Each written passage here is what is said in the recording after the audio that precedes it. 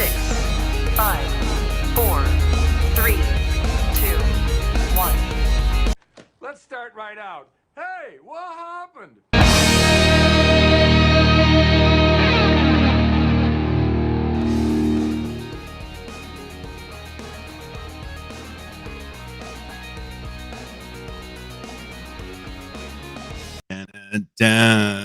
Hello, everybody, and welcome to the Dean Blundell Show. Dean Blundell is not dead, but he's not here. And we are doing the show in his stead. Also, just to open, the Ghislaine Maxwell trial still exists.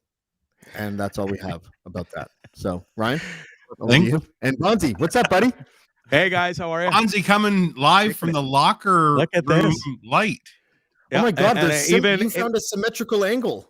He never finds that angle. He always points it at the ceiling like it's a fan on the floor or whatever. He sits back here. Yeah, right. Yeah. Well, and it wouldn't. Wait, sorry. Let me get the phone. Here you go. Yes. Paying attention. I got the Bud Light too to go in the in the absence That's of continuity in his thing. Yeah, we got to keep it somewhat the same. Did he leave you with a fridge full of beer? It is an open Lachlan lock. seems like the guy that would leave you with a fridge full of beer. Like he did actually. There's I think it's the bridge pack that he didn't quite finish because it's not full, but it's there's about half a deck left and a couple stragglers. The Angels share. My guy Positive Mike dropped off a bunch of beers yesterday, and I'm going to enjoy one on this show. This is Shake Your Nutty Maker. Got that mango one yet? Mike's. No, it's still fermenting. I got a bottle upstairs, and he's going to let me know when it's ready. Should be another 4 or 5 days, maybe a week. Can't wait to try that. The Bondzee was it difficult to make the decision to just not bother with the stop drinking when you got to Edmonton? Listen, I haven't been on a bender or anything like I was with my Arizonian friends, but I enjoyed some wine with Army Chris with when you have Wagyu steak, you got to kind of have some red wine. So I did. Oh, yeah. And then Positive Mike brought over some of his fine wares, and I got to support my sponsor and have a beer on Dean's show of his wares. I'd say, listen, we're doing okay. I didn't drink yesterday, so that was cool. I worked my ass off, and I just snowblew. I don't know how you say it. Lachlan's driveway, and I already gotten shit from him. He's like, "That's the worst job I've ever seen. Worst Albertan snowplow job of my driveway." Get you from Hungary. Yeah, he literally was. We've got video of Bondzee super. snowblowing that driveway. We should take a look.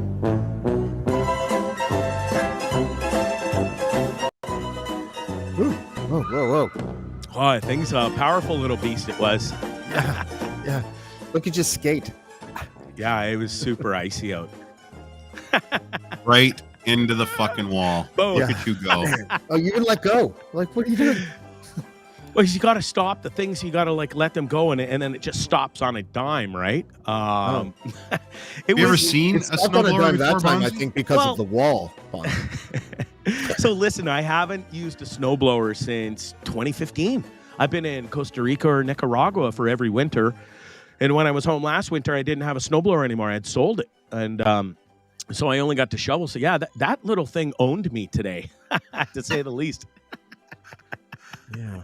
It's like icing a cake, though. It's like it's delicate. The snowblower is like you got to get a feel, and then you got to do continuous motion and the apex. Then Bondzee, really important, when you face the length side of the driveway, you got to stop blowing because then you're just going to keep blowing it, right? Yeah, thanks. Listen, it was my inaugural debut here in Edmonton with the snowblower. First time in 6 years. I mean, cut me a bit of slack. I'm not a pro myself either, but I know you're not supposed to put the snow into the door of the house. That and I'm sure his neighbor's not going to be too thrilled because I know they don't get along and stuff. And I forgot, and I was like snow blasting it right through the guy's fence into his backyard. But yeah, listen, next time, I know for next time now, I'll do a lot better job, and I'll figure out my lines, and we'll go a different way, and I'll make it look a lot nicer. And I got to go outside after the show and scrape all the snow off of his walls of his house now too.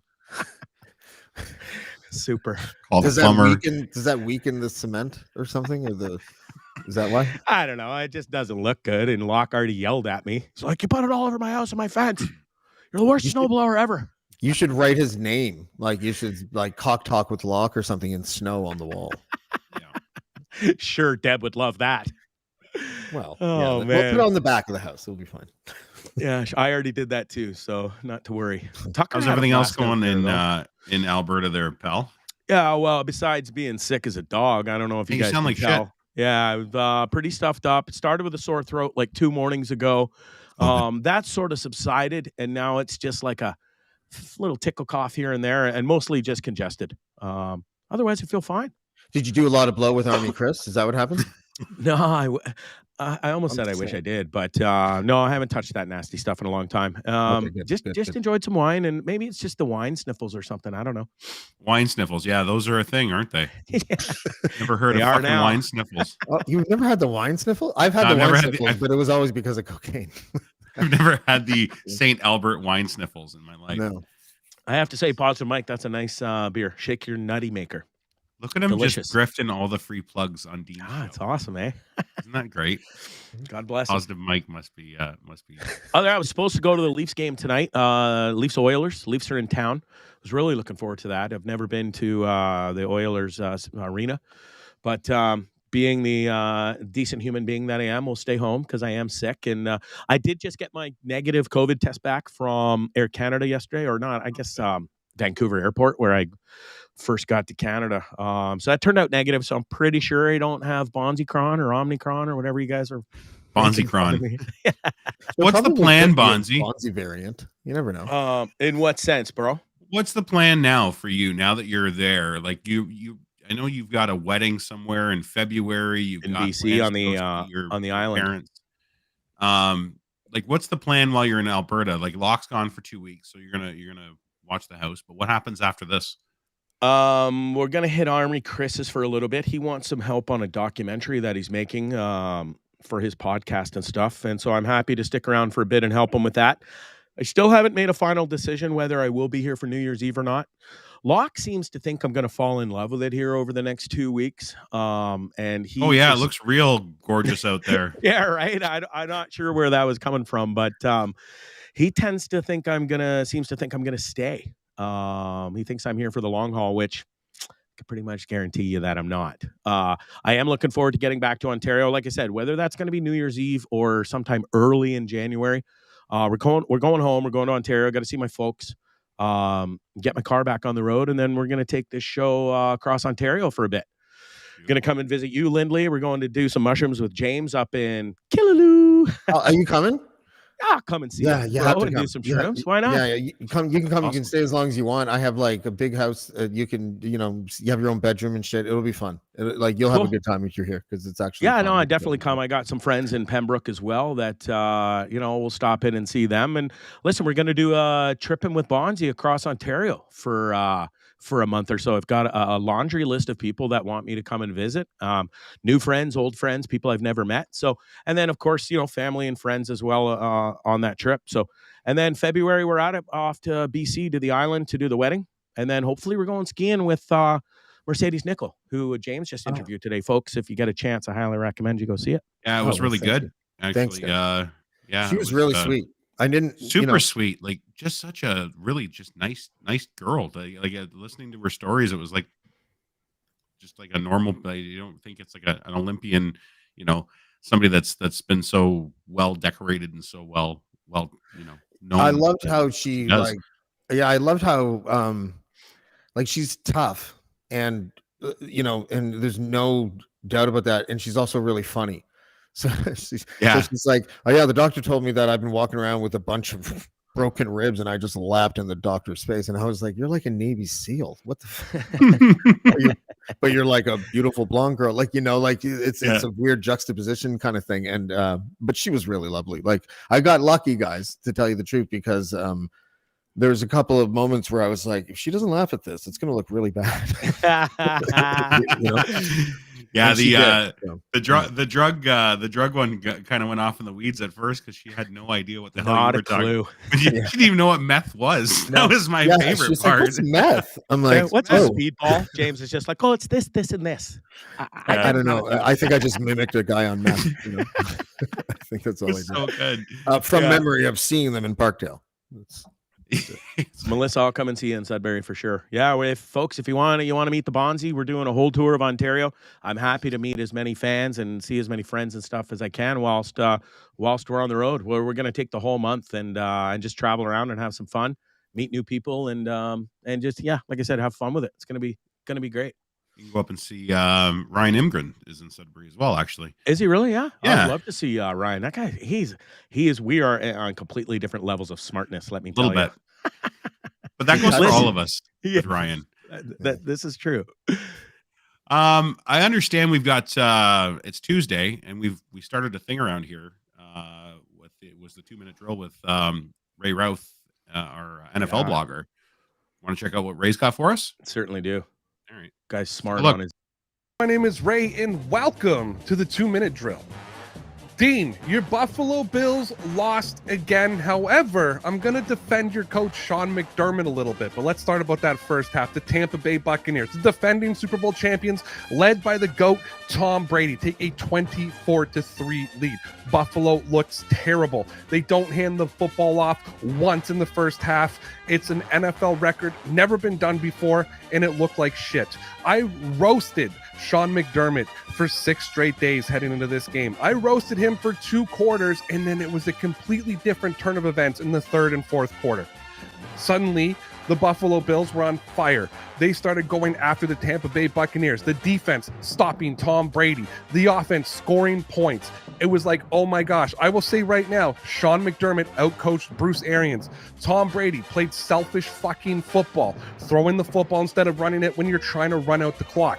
I saw your tweet, Dean. I said that you said McDermott should be fired at the end of the game. I saw that it still stood even after they lost in overtime. Let me tell you something, though. Sean McDermott, I believe, saved himself off that hot seat with this game. He finally made the adjustments. That's what I've been criticizing him about, making those adjustments. He made those adjustments. I think that he's still good for 4 more games. However, if Buffalo loses out or they miss the playoffs, then McDermott's in a lot of trouble. But let me tell you something right now. Josh Allen is a fucking stud. I'm a New England Patriots fan. I hate the Buffalo Bills, but Josh Allen is the man. Even on one foot, he was moving that football around. Yeah, the fucking Tampa Bay Buccaneers won, but there's a lot that the Buffalo Bills can build off of in this game, and I would be really happy if I was a Bills fan, even though the results weren't exactly what you wanted. Take that from an outsider who hates your team. Now, let's talk about the Raiders disrespecting the Arrowhead logo in Arrowhead Stadium on Sunday. When are teams going to learn? I have now written 2 blogs this year alone for DeanBlundell.com talking about the stupidity of teams disrespecting other teams' logos. I talked about the Tennessee Titans doing it to the Patriots, and the Patriots beat them. I recapped to when Tennessee did it against Baltimore, and Baltimore danced all over them in the playoffs. The Raiders, for reasons I don't understand, after being blown out in Vegas against the Chiefs, decided they wanted to bring on the heat. So they go have a little meeting. They dance all over the Arrowhead logo. They get booed by the Arrowhead faithful. What happens? The Kansas City Chiefs lay a fucking 48-9 beating on the Raiders, sending them home crying. 3 turnovers in the first half that all turned into points, 21 points off of turnovers. The first play of the game, Jacobs fumbles the football, scoop and score for Kansas City. You want to talk about karma? Derek Carr, perfect pass, right in the hands of his receiver. Bobbled, Tyrann Mathieu interception. The very next possession, Hunter Renfrow, the only offensive weapon that Derek Carr has with Darren Waller out and Henry Ruggs in jail. Can't hold on to the football, fumbles the ball. Tyrann Mathieu recovers the fumble, touchdown. Raiders. And any other team, Juju Smith-Schuster, who gets fucking annihilated because of dancing on logos. Take some advice from me. Stop asking for the heat because you guys keep getting it. Speaking of those Tennessee Titans, I want to talk about Tennessee. They beat the dysfunctional Jacksonville Jaguars 20-0. I'm not going to get into everything that's happening in Jacksonville and Urban Meyer's losing his fucking mind. I wrote a blog about it on the website. Go check it out there. However, Tennessee is not a team that I would want to fuck with come playoff time. They're led by Ryan Tannehill, who's not a bad quarterback. They got Mike Vrabel, former New England Patriots, 3-time Super Bowl champion. He has brought the Patriots way to Tennessee to do the Titans way, and it's working. That defense is fucking hard to beat. They're tough. They're good. Stay away from them. They're going to get Derrick Henry back for the playoffs. They're going to get A.J. Brown off the IR in just a couple of weeks. That team is only going to get better. I'm telling you right now, the Tennessee Titans, even in the position that they are, should be seen as the Super Bowl favorite to come out of the AFC. Because when you can look this good without your two best offensive weapons, just imagine what they're going to look like when they're fully healthy. And finally, it was the Grey Cup on Sunday.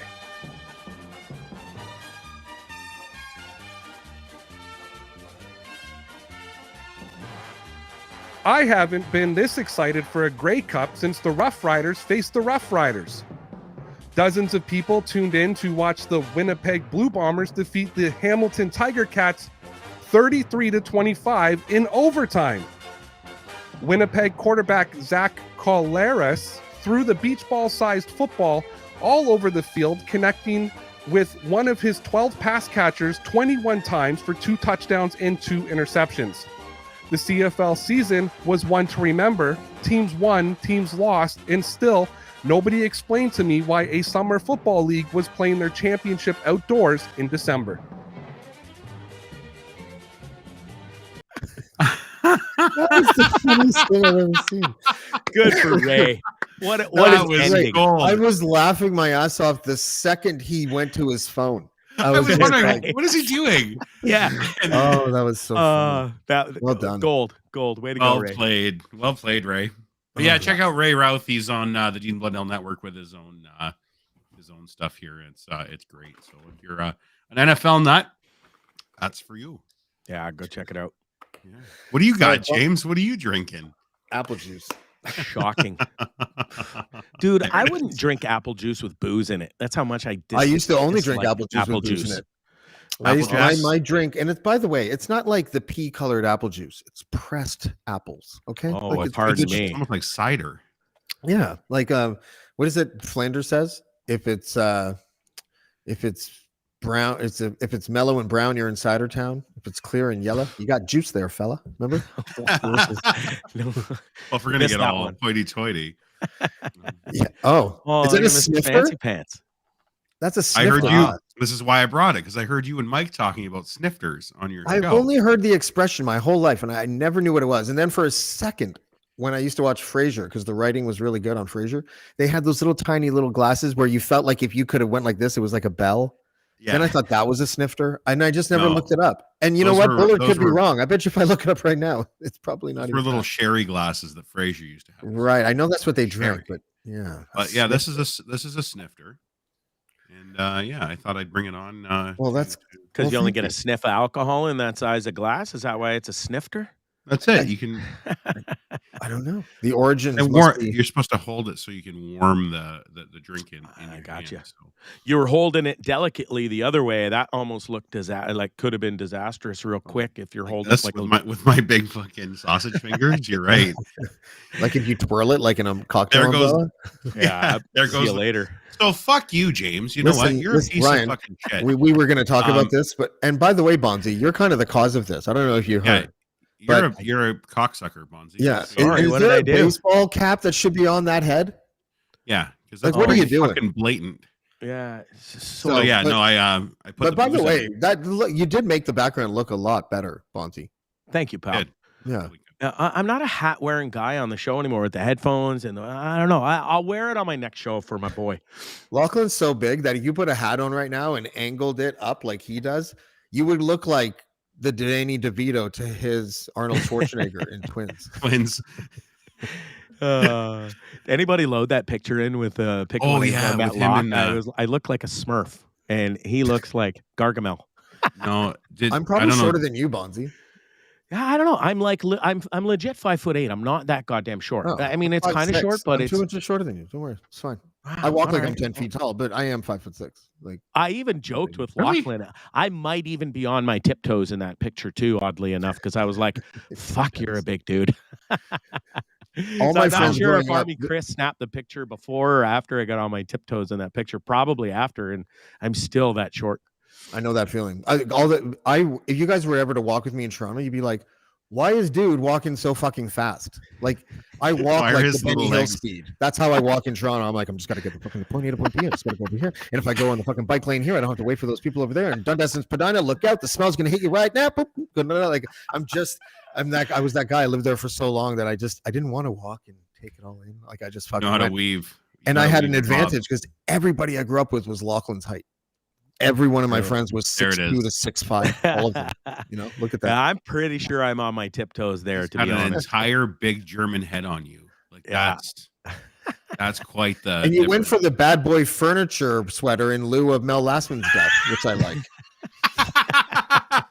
Yeah, it was nice of you to The bad pay boy, homage the to bad Yeah. boy hoodie. Bad Boy. Well done. Yeah, I'm good like that. It's really funny. Yeah, I'm the same height as Dean, and I think Dean is just a little shorter than Locke. So See, I thought you were a short guy. And I No, thought I'm you were a 6'3" tall and a guy, half. James. Funny enough. I know. It's a weird. yeah, I don't you know who's a little shorter than I thought was our boy from Offload Delay, Brad Hopper. Hopper, I really? thought he was a tall dude. He came out with Dean and I on Saturday night. He's he's a little dude. He's like Okay. maybe 5'8", 5'9". No shit. I don't know. Yeah, he's I don't he's know, a I little don't- shorter than I. But he's stopped. Like you can tell, like, he's like that one of those solid little guys. Like you don't want to fuck with that guy. He probably played like rugby in high school, kind of thing. Yeah, he was a hooker or something for sure. I beg your pardon. Yeah, Yeah, For those I don't know. listening, I don't know why they call it that's that. not a hooker. It's a I don't weird know either. name for a position. Yeah, right. Someone must have been drunk when that was. Somebody created. said Lachlan's facial expression looks like he had a legendary dump. kind of. Oh, he's 5'10". Okay, 5'10". Sorry, jumping Brad. in there. Fuck I wasn't- you, I'm everybody's- 5'10". everybody. There it is. Oh, great. Everybody to me is 5'4". Just so you know. That was after. Listen, I was up at 4:30 in the morning in that picture, and that was about 7:30. So there was a few beverages had, starting at 6 a.m. at LAX, and then some parking lot bevies in Vancouver with Glassy, looks my like- producer. That looks like somebody evening out on coke after a nightly alcohol Yes. binge. That's what that looks like. That was that's like just that. pure That was when adrenaline. someone walked up to you and went, "Bondzee, you're looking a little rough. Why don't you take this fucking bump?" Okay, Have a and bump. and then all of a sudden it's like, okay, I'm back, guys. Look at me. I'm not throwing up. I'm good. It's was adrenaline that and, guy. I'm just and projecting. joy of meeting Lachlan Cross. That's what it was. Oh, that's good. That's good though. What does your hat say? The hip, Yeah. tragically hip hat. I thought that was Gee, an come N. on, James. I thought there was an N. It looks like an N from here. I was like, I don't think that's How much the right did you hat. smoke before Someone the show? played a joke on you. No, I thought it was an N. You I know bought I'm it on wrong. Canal Street. $8. Yeah. Yeah, that's so awesome. funny. James, what about you? You had Noam Chomsky again. No, I don't know what you're talking yeah. about. I don't Yeah, remember you had quite the interview. Again. What was that? Not this week. It was last week, wasn't it? It was the 9th, whenever that was. Yeah, last week. Whatever that Yeah. was. We're all 5 days ago. yeah. Yeah, But it's, yeah. Go ahead. talk about it. Oh no! I've got nothing. He was waiting You to see, be this is the slammed. different thing. You got tons of love and tons of like the interview itself was great. There was a bit of a logistics and timing issue, I'm sure, but it wasn't noticeable as you made it out to be. And I thought it was and I don't like using it was spellbinding. Like he's such a like good guy to watch. Like he's so interesting, and you get lost in the shit he says, but you really I- took it hard. No, you know what? The thing is that I took it as an L because it was an L, and I'm not just trying to have a pity party. Like but the reason why it was an L was not necessarily because of the content that was produced, although I still think that was an L too. But was because the behind the scenes things was this. Like for months, I had been emailing him back and forth, and we had been, and I did it because I was reminding him of the time. I'm like, I was like. Because one time he corrected me, I was like, so it's 1 p.m. Eastern time. And it was whatever time of year. And he was like, actually, James, it's Eastern Standard Time until this month. And I'm like, fuck. You don't argue with them. Stop being so smart, you Yoda. Fuck off. Right. Like I was like, so then And by the way, the first time when we started emailing a while, it was before the last American election, so it was like maybe a year and a half ago. So we have this like email thread, but the first time he emailed me back, it was like in 24-point font. So I was like, oh, like the letters were like that big. So I was like, okay, this is a sign. You have to be very like, because guests bail all the time, right? They like if you try to book, like for a while like there, I was sending out like 10 emails a day for like 4 months or something like that, and I was booking a lot of guests, but it's a lot of work, and they often bail, and I just wanted to make sure that Chomsky of all people wouldn't bail, and he didn't, but he got the time wrong somehow, even though there was like 7 emails that I sent him that was he is like 98 Eastern years old. time. It was Eastern time, 1 p.m. and he's like, see you then, or I'm all set, James, or da. And then at 12:15 I get an email, and I'm like watching Homeland. Right, Go figure. because I like to unwind. So what I do is I'll prepare the night before and that morning, and then I'll unwind, and then like 45 minutes, half an hour beforehand, I'll just re-step all the, because I have notes like that I refer to for people like Chomsky, and it just went in like he emails me at 12:15. He's like, hey, well, I didn't get the invite, are we not doing this? And I'm like, here's the invite, see you in 45 minutes. And he was like, oh, I thought it was such and such my time. And I'm like, and and I just went like this to describe Noam Chomsky, because that's how stupid this story is. But like he just didn't get the time right, and so then literally I was like, if listen, you have to do the show, Noam. If it could cost me my job. Yeah, that was good. That was actually really good. He's not We watching have a this. He clip doesn't even go to ready the to roll, internet don't we? What's that? We have a clip ready to roll of you and Noam. Yeah, I'll shut up But- because anyway, but hold on. But no, I want to hear the rest of it. The last thing I'll say before you run any clips is this: is that what happened was that I did get him on in the next 5 minutes, but I had like my notes for the show for the questions or whatever on it. I kind of knew, but it was on another laptop, and so I'm on air and I'm like, I realized during the intro, I'm like, wrong laptop, and then I was gonna go get the other laptop, and then I was like, what the fuck? And then it was just, hey guys, we're starting the show early. It's 25 minutes early start. He only stayed for 20 minutes, and I thought there were so many embarrassing moments that the content was just really good in a different way, like lemonade from lemons kind of thing. Like, no, I don't think so. I think it was You're still so hard on really. yourself. I had to freestyle the shit. I don't want to freestyle Chomsky interviews. I want to have a note in front of me to remind me of the kind of thing that I wanted. Anyway, You had your assets loaded, so at least you had that, and that's actually in the first clip. We'll roll that. I'll read an excerpt right now.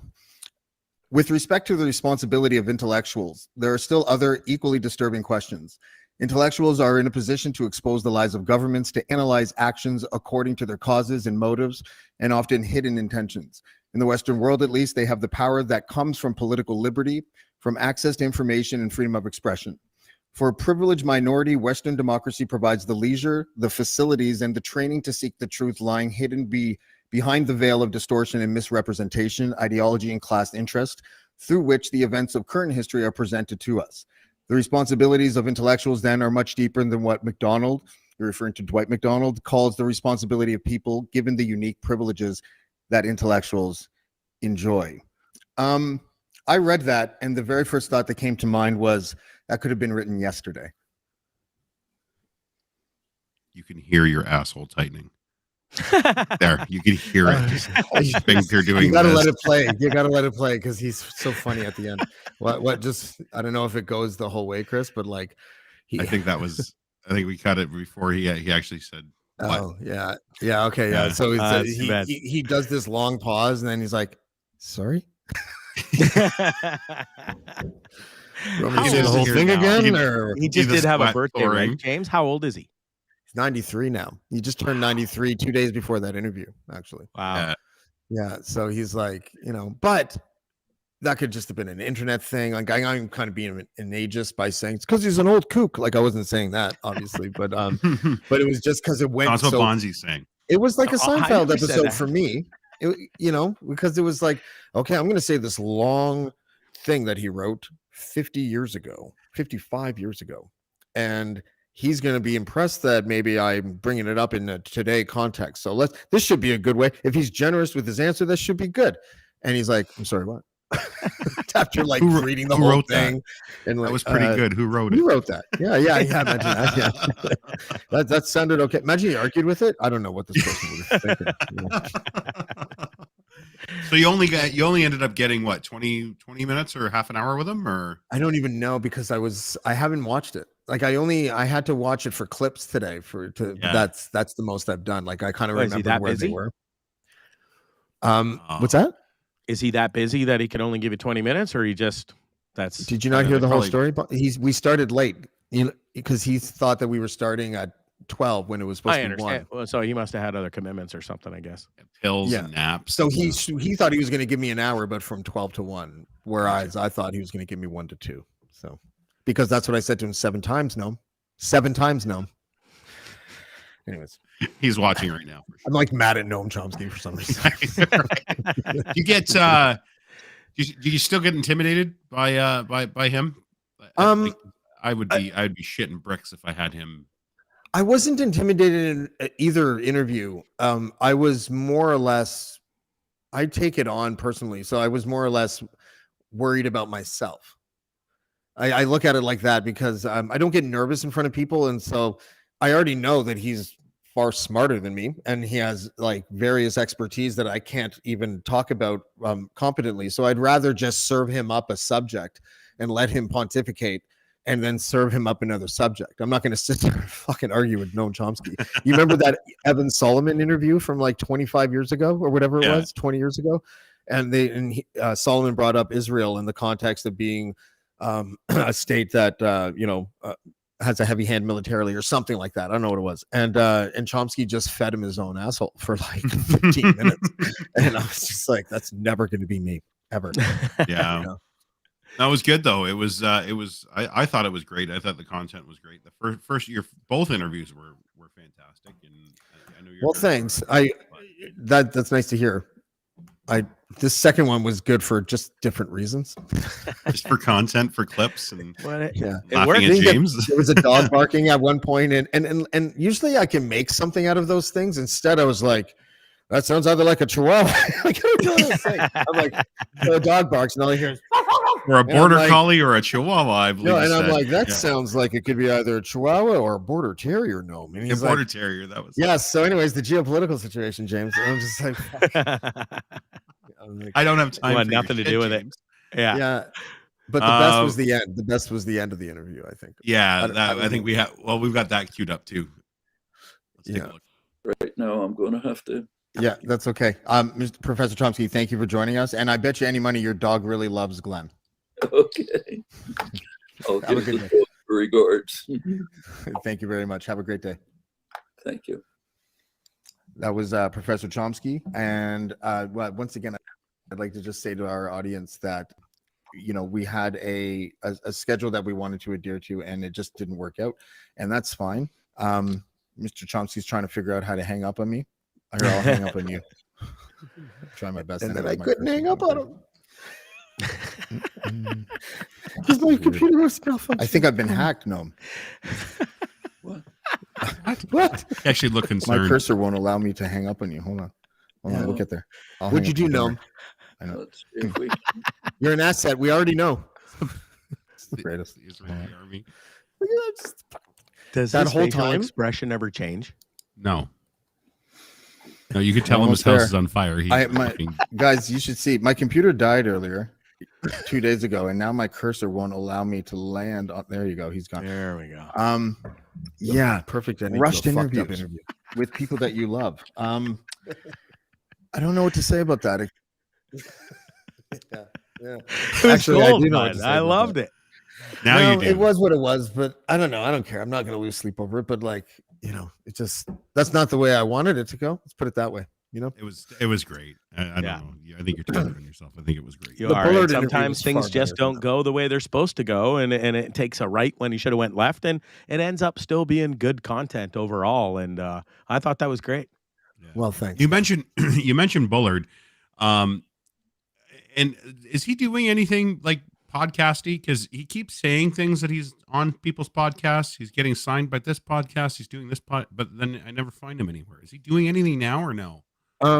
Right now, Bullard is concentrating on the book, and he's doing a lot of live gigs, and he's doing a documentary. He had like I think he shot a pilot for another show, so that's out of his hands. And I don't think he wants to do the podcast unless he can do it from home. Yeah, I think it's one of those things. Yeah, but he's doing well. He's doing really well. Like, yeah, he seems in good spirits. He seemed really really upbeat, a lot brighter than he has been in past interviews for sure. Yeah, definitely. When is the book coming out, James? Don't ask that question. Bad question to ask. Sorry. Well, are you asking the publisher or are you asking me? Well, so much you wrote it or writing it. So the publisher would say March and I would say July. See, it turned out to be you a pretty lazy good question. Son of a bitch. Yeah. We have the 3 up again. It's not lazy. It's a lack of experience in writing a book for a publisher is the main thing probably. But I'm fine with it, right? I'm fine with that. But the other thing is this book is so unique in the sense that it's kind of a concept book. I don't know if we explained it right on the show, but like there are not many books that are nonfiction that are written by 2 people unless one guy's a ghostwriter. And so what we're doing is we're telling one story through 2 voices, and one voice is Bullard in his own words, and the other voice is an examination of the and all the moving pieces that created this kind of perfect storm for a guy who's kind of bombastic and whatever to get kind of all ensnared up and kind of became collateral damage to a movement that was super worthwhile and important, like Me Too. It's interesting, and I think, and a lot of times people are afraid to tell these stories, and there's all those reasons. But a story is a story. So are you gonna know? We're not making political statements with this story. We're not trying to come off as like we hate woke people or anything like that. We just think that it was weird during the Me Too movement where you weren't allowed to talk about anything on the other side of the issue because I guess you can't do both. I don't know, whatever the reason was. Everyone's afraid of optics, I think. But are you gonna notice that switch in the book? Like you're gonna notice the tone change between the 2 of you, do you think? I hope so. And when the audiobook comes out, are you both gonna that's what I was the audio? Yeah. I don't know. That's more Mike's forte for sure. Like it's something that he's definitely going to be on it. We were talking about doing the audiobook in such a way where he does his chapters. In the middle, we have a conversation, and then I do mine. And then maybe he does the last chapter or whatever. Mm-hmm. Something like that. That would be interesting to see. You're right. It's a conceptual thing. Yeah, and it's hard to judge. I don't know if it's going to do well or not. I hope I hope it goes well, because then it's kind of a new way of writing biographies as well. It's funny. I've known Bullard for a while, and I've been tweeting at Bullard about a book before I even knew you. And then when I got to meet you, because I kept saying, "When's the book coming out, Mike?" I used to like razz him. Was this like before or after the podcast that we did? Before, before I even knew you were here. I didn't know anything about you. I didn't know that you were friends with him. I had no idea, but I used to razz him too. And then it was a very small world thing. So it's nice. Yeah. I'm excited for this book. I've been excited for this book since his story broke. Yeah. So yeah, it's a tough book to get published. Like we're lucky that the publisher, and the reason why there was a lot of firsts in this. First of all, I recognize fully that this is happening because Mike Bullard is attached to it, because it's his story, because he's a big name, and because of all of that. And I wouldn't have it any other way anyways. Because what's really fun going out with him? Like in the summertime, like we were walking around downtown Sable Beach, and there was, even though COVID was happening, it was fairly like, people were obeying all their shit, but there was a fairly big crowd. But it didn't matter where we went. Every single store we went, there could be 2 people or 20 people, and someone would turn around and be like, "Hey, that's Mike Bullard." Like it happened everywhere we went. Oh, for sure. He's so and I noticeable. Loved it. Yeah. I loved just like being along, like people watching, and like I could tell, like looking ahead, there would be like a husband and a wife, and the wife would look over, and she'd be like 40 feet away, and then she'd look over, and then she'd go like this to her husband. You know what I mean? And then that's Mike Bullard. And we're walking up, and I'm just like, Mike, I think the woman in the pink shirt like kind of likes you, but her husband is there. And he's like, eventually he goes, the wives always love me. And then after 5 minutes, the husband loves me too. It's like, he's such a character out in public. He knows how to really work that notoriety. Engage, Yeah, he knows how to do it. I've got a really funny story from Bullard from almost 20 years ago when he was still married at the time. I believe that was his wife. He was at the Silver City in Mississauga watching a movie. My brother and I used to run corporate security for famous players, and we happened to be at that theater that night. And Bullard came out from the theater, and I didn't realize how he's a tall guy. He's a big dude, and he came out and he said, "Listen, boys," he goes, "I'm having a problem with these kids, and yeah, I'm not enjoying the movie very much. So I'd like to have a chat with them at the end of the movie, if you don't mind." We're like, "Whatever you say, Mr. Bullard." And, we stayed around and we waited for the movie to end. We probably illegally held those kids in the theater. They were, 14, 15 years old, and told them to sit down. And Mike Bullard extorted them for money and said, "I want my ticket and my wife's ticket money back. The theater's already offered to give me my money back because you guys ruined the movie, but I don't want their money. I want your money. You ruined the fucking movie. I want your fucking money." It was brilliant. It was so well done. And he's such a like a commanding guy. Like you would just hand over your wallet to that guy and we let it happen. And at the end of it, it's like, did we just let Mike Bullard steal from kids? That's a gangster move, eh? Like, it was so good. Totally. It was so good. But I love him. I've loved him ever since that encounter. And I'm glad he's doing well. And I'm glad he's yeah, me too, man. Because it was like when he came on the podcast, I think it was like, was that February? When It's a while ago now. The first time he was on Dean Blundell show, and that was like something like 3 hours, 2.5, 3 hours or something. And he's on the floor, chain smoking cigarettes with the laptop facing a sunny window, and it's all fucking weird looking stuff. And then he goes into his story of trying to take his own life, and he somehow made it funny. I might be getting the first podcast confused with the second one. I don't really remember, but but either way, like I told him on that show, I think I'm like, this is the first time someone's suicide story has been hilarious. Like he did that. He really did. He made it such an entertaining. It wasn't his story anymore. It was our story to yeah, exactly. So weird. Like it would, but I don't think that it was like how people kind of use it as a shield. The humor. I'm guilty of this all the time. Like right. If I'm in certain situations, like I will happily be self-deprecating in a way that they find funny, but maybe I'm doing it for all the wrong reasons, right? But it didn't have that vibe when he was saying it. Like it was kind of like an indication that he was sort of on his way to getting over it. Yeah, he was coming to terms with it. Yeah.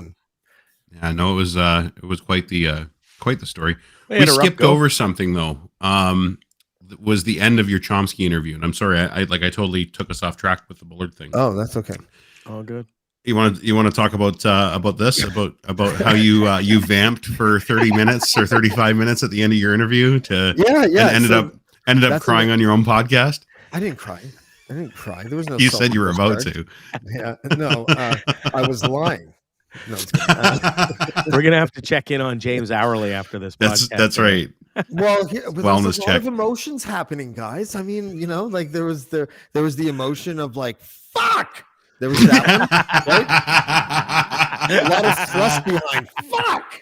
Right? Yeah. So you don't want to feed fuck too much, right? No. And then after that, there was sort of like the nervousness of improvising, and then there was the fucking dog. And then there was the awkward, I can't hang up on Noam. Like, there was all this whatever. And then what I should have done is this.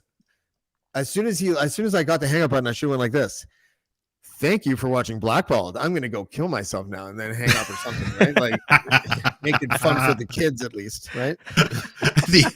Yeah, just look at the camera. Jesus I'm fucking surprised Christ. you And did end another it. podcast after that. At least you got right back on the horse and you Yeah, killed well, it like I today. said, So when you're Well, on a he horse did with Bullard and then he diarrhea- did. When you're Oh, on yeah, a horse right. with Oh, I diarrhea, forgot. guys, just make a fountain, right? Yeah. Keep going. All right, let's roll that last clip and see how you vamped.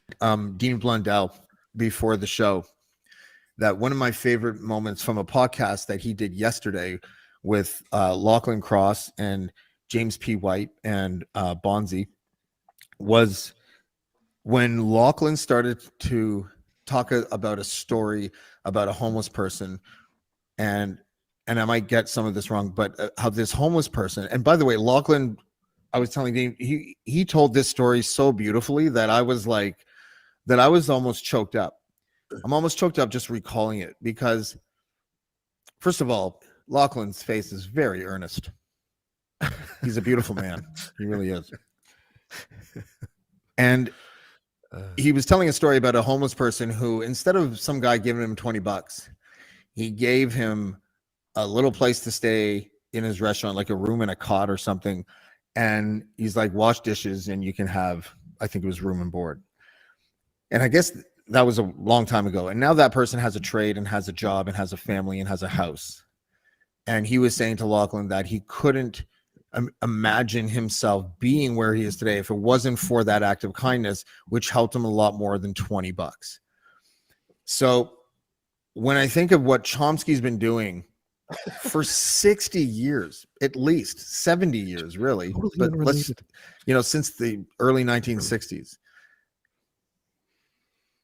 he is like a superhero of activism. To me, that's comedy. Like I'm watching that, and I'm like, "Where you going? Where you going? We don't have all day, James." I thought it was very astute and to the point, up until the point where you didn't know what to call him. Yeah, I wanted to call him the Yoda of the left, and then I was like, just your brain froze for a second. I was like, if I look away and maintain the expression, then no one will think that in my mind, I'm like, fuck.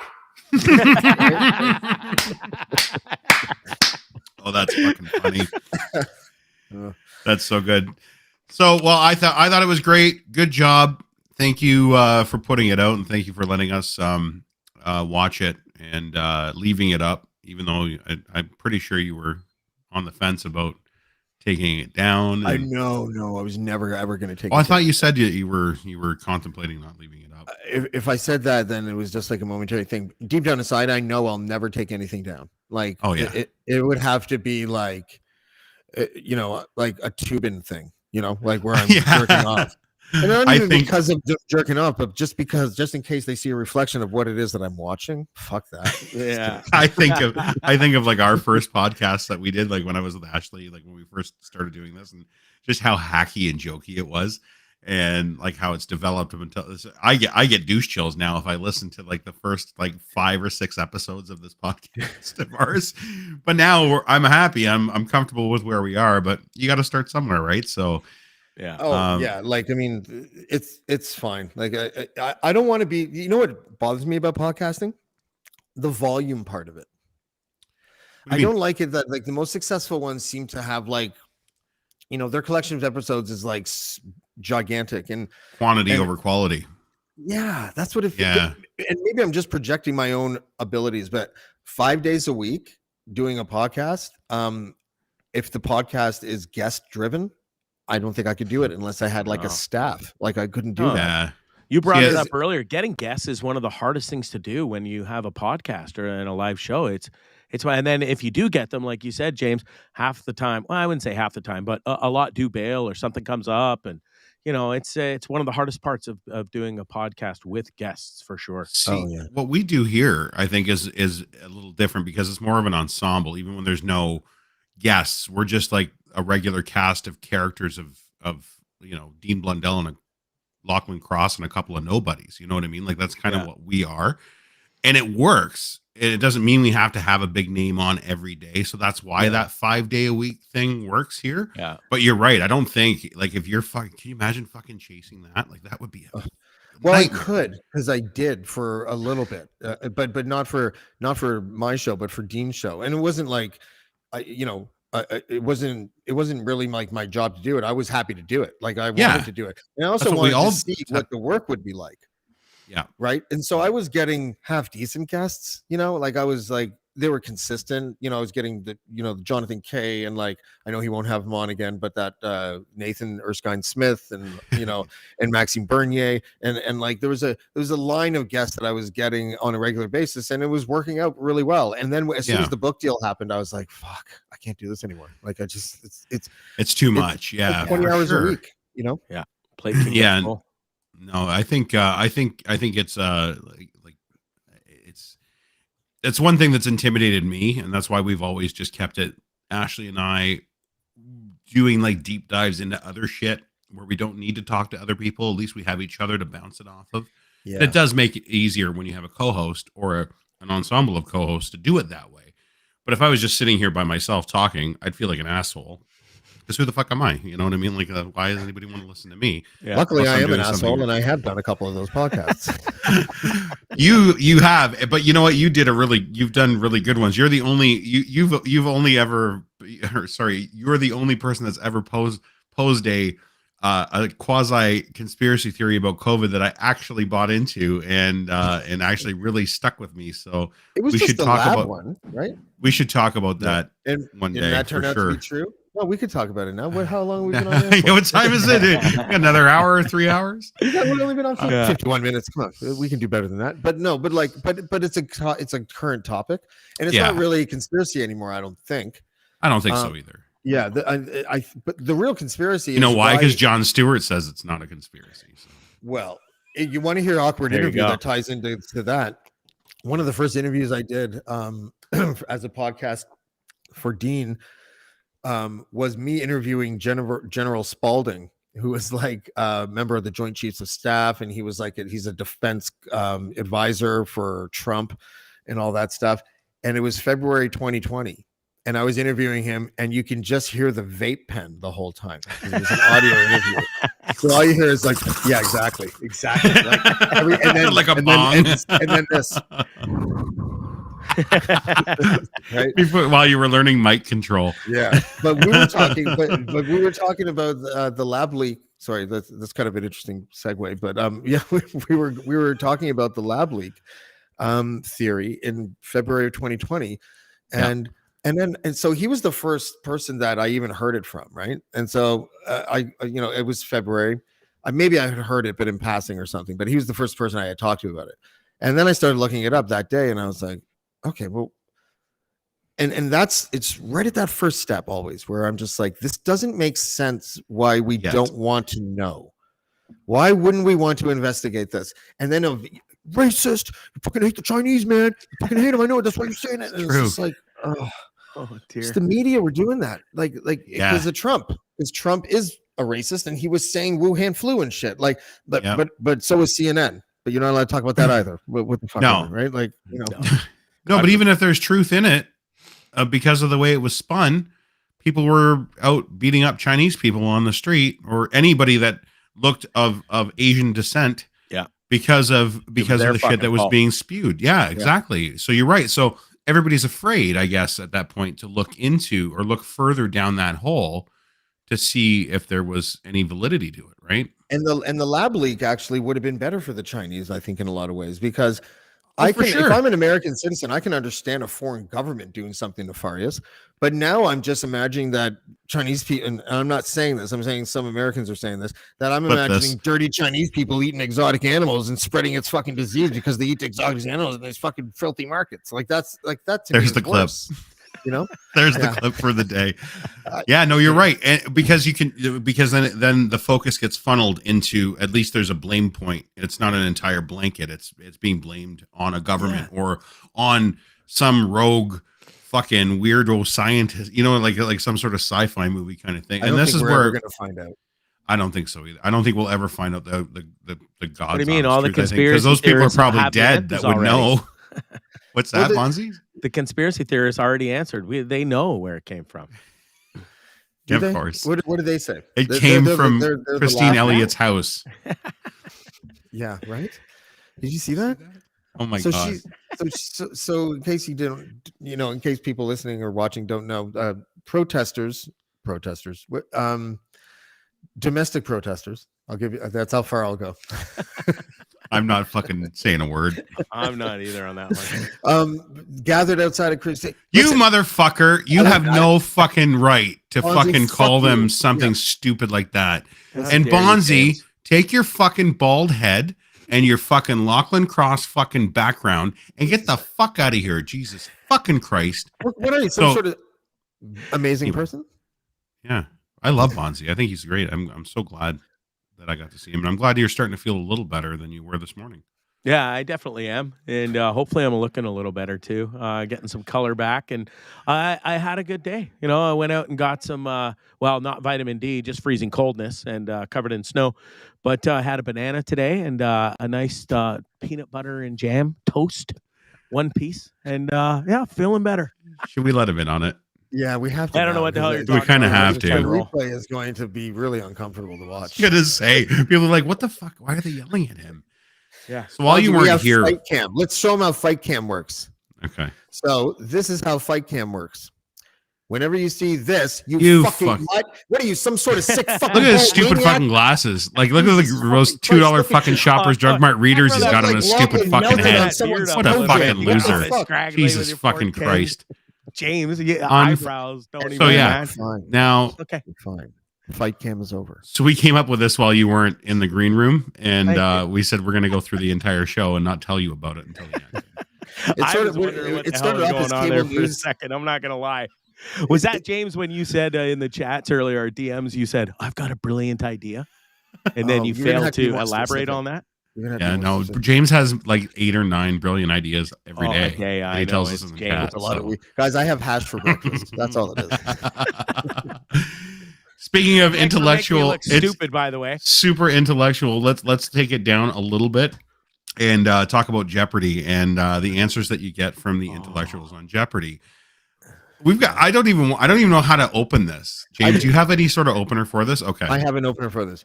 course This you do. fooled a lot of people, and it is offensive, but not for the reason you think.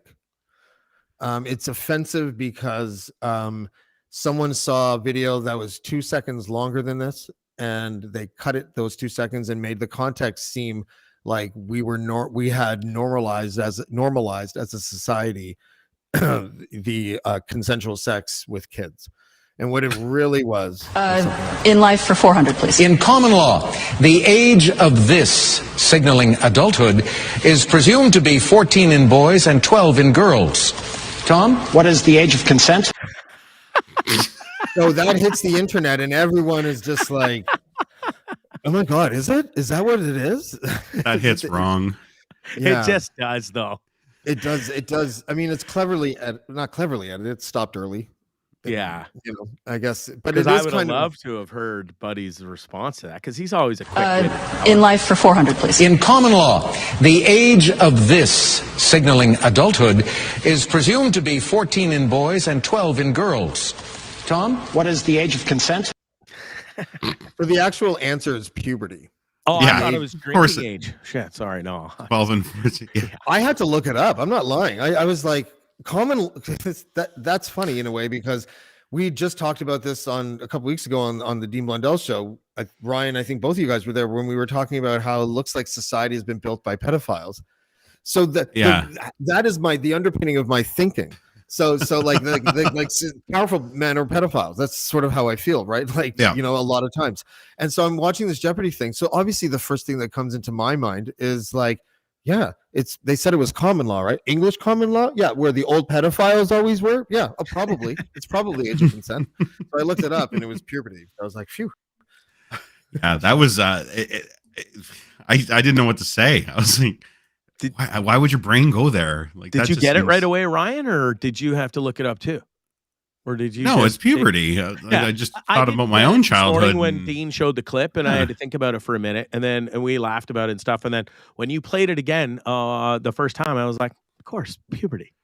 But age of, that's what it is. It's Yeah. because the The age wording of is consent, a we little- know that as a phrase. I don't know the age of puberty as a phrase. Presumed to be the age of puberty. It should be like, Yeah, I've never this heard physiological transformation. Yeah. Or something. Not like Yeah, I guess it this was kind of a lifestyle trip up. experience, It was a bit of a trip up, I guess, then Yeah. which Well, Jeopardy got is. buddy. Like they do that to try and You think his buddy still never let him live that down, or what? Well, Alex Hello? Trebek Have lets you him went live on it down Jeopardy now. and said fucking age of consent? yeah, You loser. Alex Alex Trebek doesn't finally. seem to mind. I was going to say Alex Trebek finally stopped emailing him about it. So. Yeah, Ooh. he's a good Canadian. Rookie came up with a great idea, and I think he's right because we haven't addressed this at all on the show today, and that is where the fuck is Dean? And I think we should play a round of where the fuck is Dean Blundell. Okay. I don't know how we're gonna do it. Maybe we'll do it with the comments. Maybe people can take wild guesses Yeah, on a little where We can- Dean might be. We could do one-liners. Yeah, one-liners. Such as, where the hell is Dean Where's Dean Blundell? Oh, he's in the neighborhood getting hit on by women. I think he's he's failing. having a secret love affair at Arby's this afternoon and seeing how many beef and cheddars he can smash back. Could be it. We did learn about his secret love that's been under wraps for the last couple of years. Or he's on a secret date with Biebs because he's now in love with Bieber. It went from a full hate-on relationship with Biebs. He wanted to kill that kid back in the day, and now he loves him. He's buying his Bieb balls every day. He's buying all his merchandise and stuff. I think he could be out with Bieber. I could give a hint. If people follow Dean at It's Dean Blundell on Twitter, you might have gotten a hint today at some point in time. Are you really playing the game? Like there is an actual hint?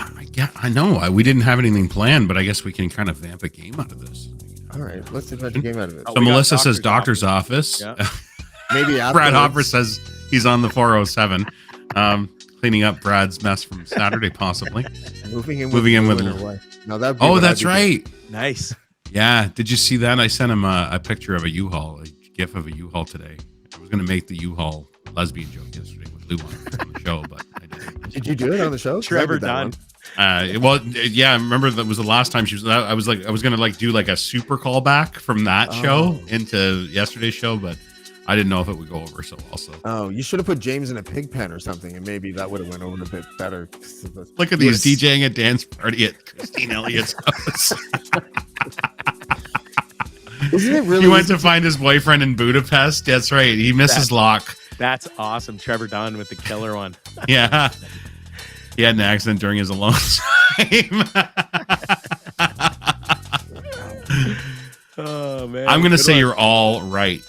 Every one of you Yeah, is correct. there's no He had a wrong very answer. busy afternoon. That's why he couldn't make it back. Yeah. Yeah, he'll never let us do this again. No, this is a pilot that happened very last minute. And See how easy it is to feel like you took an L, yeah, right? See? Now everyone when we get off there is going to be like, guys, what are you talking about? That was really, really good. I thought it was great just because we dunked on you for the entire show, James. I thought it Pretty was much. Yeah. It was Except Well, for I except for got the Bondzee attention, with the Ryan. I am snowblower. Oh yeah, I did get a hit. I got hit with a bit of shrapnel early in the show. More like a facial. Yeah. Right in the face. Crikey's. That's fantastic. I don't know. I think that's a good place to wrap it, boys. It's 5:00. We got a good hour in. What do you think? It was awesome. Thanks, guys. This was fun. Honestly, Yeah, this was a lot of fun. It was a great idea. I'm glad everybody was able to pile in, and Dean totally left us on our own and abandoned us for the day. Dean's having a Christmas lunch with a bunch of friends, which includes some pretty cool hockey players that I got to talk to via text today, which was kind of neat. So Nice. that's where he actually is. And yeah. I went to school with one of those hockey players' brothers, high school. Just to let you know. Did you? That's all. That's all I got. Right on. I don't know if he wants us to tell him who it was, so I'm not going to say it. So. Joe Thornton. He can tell us if he wants. That's right. There you go. See, great show. Thanks everybody. I don't know. Should one of us try to get through? Can we get through the plugs? Because this is a sponsored show. It is. Well, I really want anybody to have some of the underwear. I don't. The ones that I we haven't keep been in Canada. The underwear we keep getting promised. Yes. What the and fuck? Haven't seen. That's why I can't. That's why I don't remember the name. Ed's Fine Imports with Ed's Gitch. Fine Imports There's a with glitch in the Gitch. delivery. That's right. And if you go to Ed's Fine Imports website, which is edsfineimports.com, and you enter code GITCH3, you'll get yourself a free pair. Yeah, buy 3 get Of 1 Gitch. free. That's correct. Awesome. Can't go wrong We also had Easy Auto Financial. If you got shitty credit, go to easyautofinancial.com for your, or is it .ca? Rookie. We got Rookie in the background to help us. And DMNTN.com for all of our content and creator content is that's where you'll find that. I love all of your sponsors. Yeah. Yeah. All the sponsors that sponsor the show are amazing. I really Yeah, just go love the check 'em underwear. Guys, We love them. But yeah, DMNTN.com, Ed's Fine Imports, Easy Auto Financial, and I think that was That's it. isn't it? Yep. Yeah. Yeah, you nailed it. Attaboy. This was fun, guys. Thank you so much. It was great. We will see you guys, I'm sure, with Dean tomorrow, because God knows he'll be back here to try and clean this mess up. I'll see Thanks you for guys the Thursday. Bud Lights, Lock. You're back Thursday. That's right. Yeah. All right. All right, We'll guys. see Thank James you, on Bondzee. Thursday. Have a good time. Okay. Don't forget, you're there to not drink at all. Okay. That's right. Well, And keep the snow clear. Especially before you snow blow. And I'm not talking in code. Jesus. He's got Bud Light margaritas. He's got no salt left for that driveway. Look at his boots. Look at this. those are a gift from Army Chris. I literally strapped those on right before I went out there.